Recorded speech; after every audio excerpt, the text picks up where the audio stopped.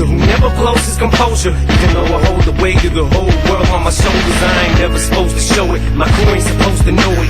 Even if it means going toe to toe with the Benzino, it don't matter. I never drag them in battles that I can handle unless I absolutely have to. I'm supposed to set an example. I need to be the leader. My crew looks for me to guide them. If some shit ever just pop off, I'm supposed to be beside him. That job said I tried to squash it. It was too late to stop it. There's a certain line you just don't cross, and he crossed it. I heard him say Haley's name on the song and I just lost it. It was crazy, this shit went wavy on some Jay-Z and Nas shit. And even though the battle was won, I feel like we lost it. I spent so much energy on it. Honestly, I'm exhausted and I'm so caught in it. I almost feel I'm the one who caused it. This ain't what I'm in hip-hop for, it's not why I gotten it. That was never my object for someone to get killed. Why would I wanna destroy something I helped build?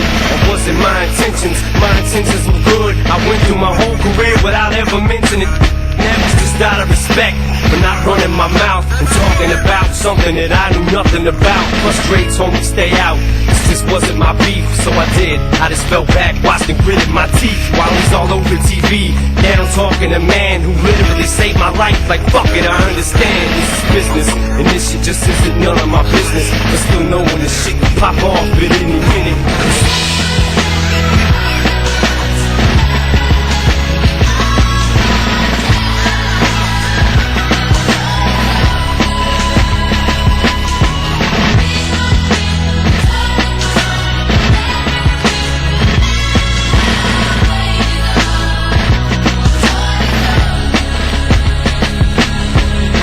To be a time when you could just say a rhyme and wouldn't have to worry about one of your people dying.